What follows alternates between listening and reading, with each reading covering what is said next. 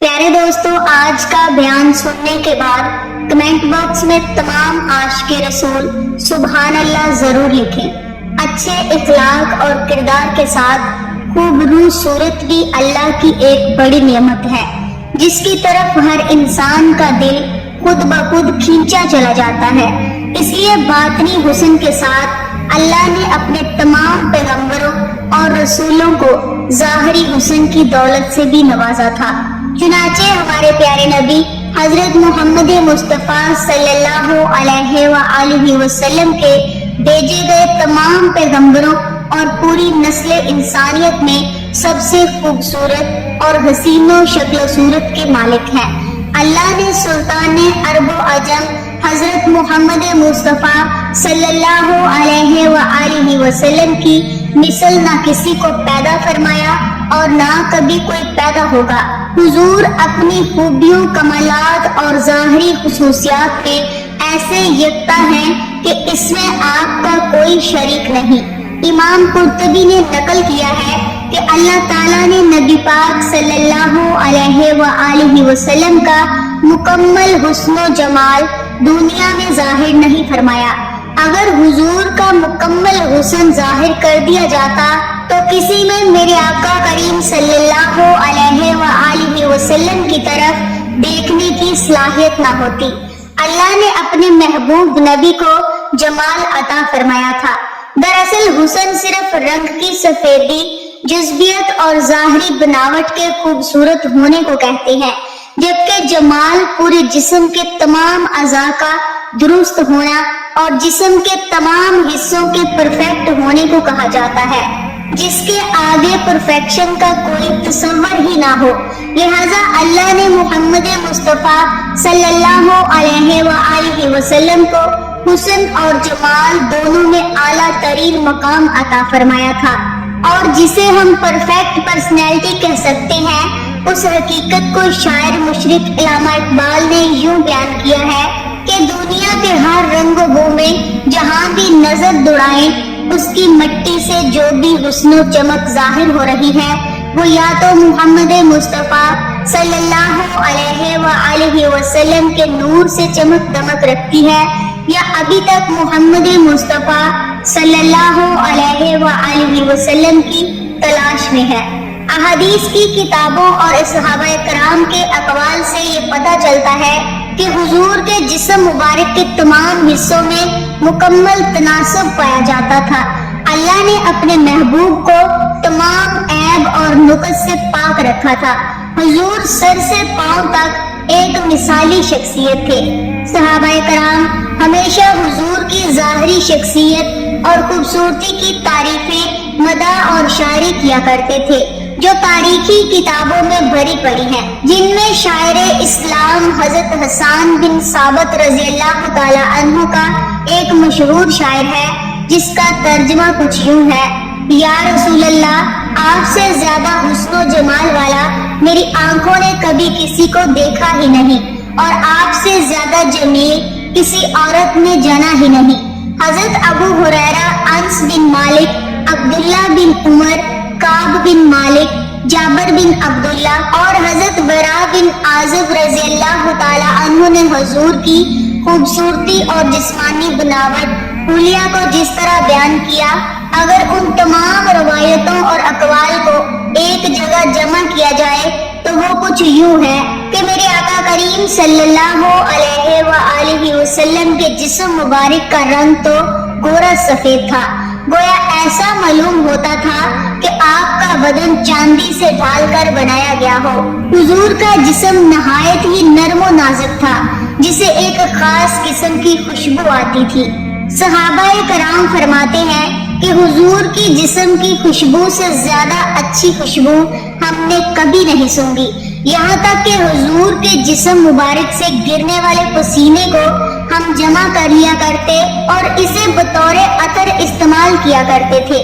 لہذا حضرت انس کی والدہ بی بی ام سلیم رضی اللہ تعالی عنہ حضور کے لیے ایک چمڑے کا بستر بچھا دیتی تھی، اور حضور اس پر دوپہر کو لیٹ کر آرام فرمایا کرتے تھے۔ لہذا آپ کے جسم مبارک کے پسینے کو وہ ایک شیشی میں جمع فرما لیتی، پھر اسے ایک خوشبو میں ملا لیا کرتی۔ اس لیے حضرت انس نے وصیت کی تھی کہ میری وفات کے بعد میرے بدن اور کفن میں وہی خوشبو لگائی جائے جس میں حضور کے جسم مبارک کا پسینہ ملا ہو۔ دو جہانوں کے والی حضرت محمد مصطفیٰ صلی اللہ علیہ وآلہ وسلم سر کے بال رکھنا پسند فرماتے تھے۔ آپ صلی اللہ علیہ وآلہ وسلم ہمیشہ پٹے رکھا کرتے تھے۔ کبھی آپ کے بال آدھے کانوں تک رہتے، کبھی کانوں کی لو تک اور کبھی کندھوں کے قریب تک رہتے۔ اگر سر کے بالوں میں مانگ نکل آتی تو اسے رہنے دیتے، ورنہ مانگ نکالنے کی کوشش فرماتے۔ حضور اپنے سر اور داڑھی میں ایک روز درمیان دے کر کنگھا کیا کرتے تھے۔ آپ اکثر سر میں تیل لگاتے اور سر پر ایک کپڑا ڈال لیا کرتے۔ آخری عمر تک حضور کے بال بہت کم سفید ہوئے تھے اور آپ کی داڑھی مبارک میں صرف 17 عدد سفید بال تھے۔ اس لیے آپ نے کبھی خضاب نہیں لگایا، البتہ آپ کبھی کبھی مہندی کا خضاب لگانا پسند فرماتے تھے۔ حضور کے بال نہ تو بالکل گنگرالے تھے نہ بالکل سیدھے، بلکہ درمیانی کیفیت کے تھے۔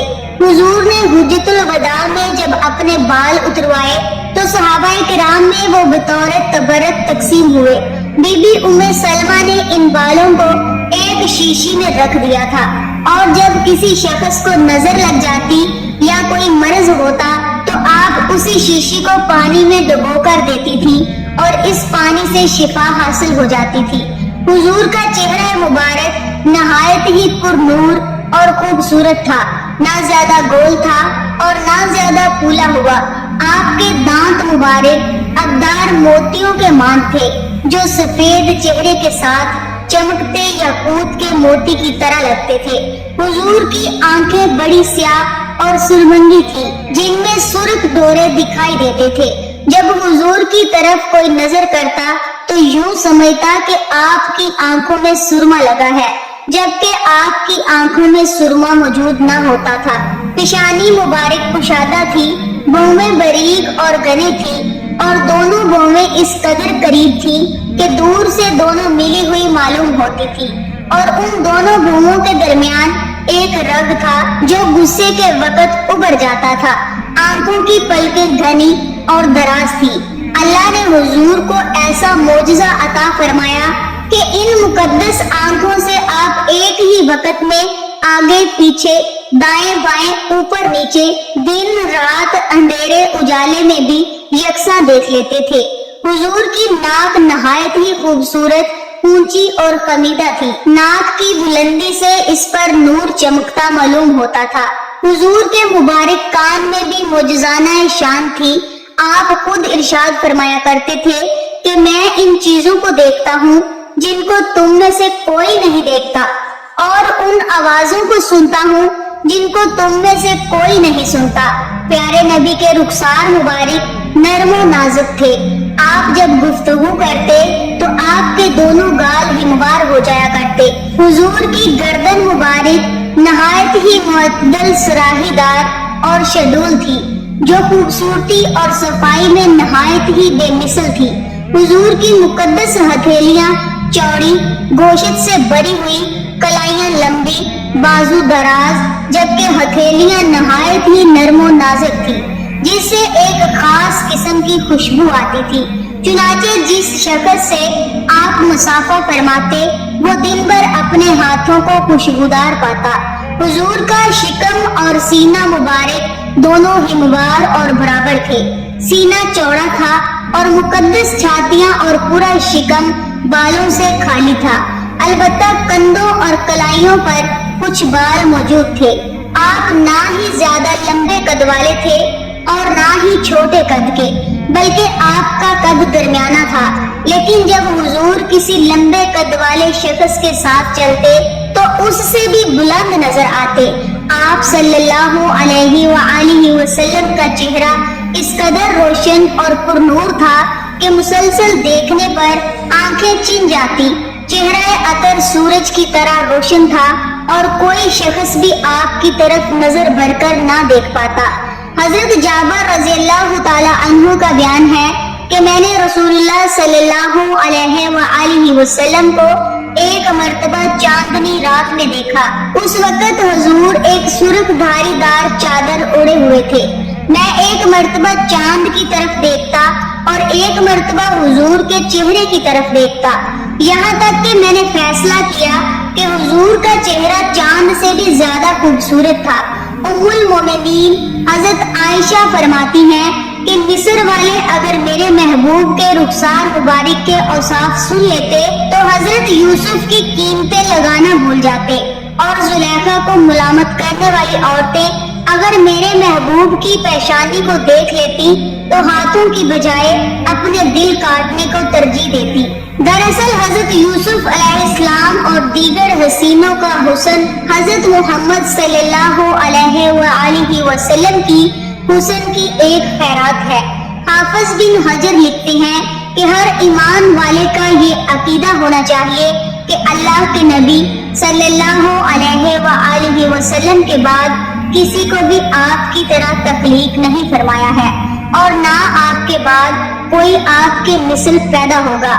کسی شخص کا ایمان اس وقت تک مکمل نہیں ہو سکتا جب تک کہ یہ تسلیم نہ کر لے حضور کی ذات ظاہری اور باطنی کمالات ہر انسان سے بڑھ کر ہے۔ آج کی ویڈیو میں تھا بس اتنا ہی۔ پوچھنے کی ضرورت نہیں کہ آج کی ویڈیو آپ کو کیسی لگی۔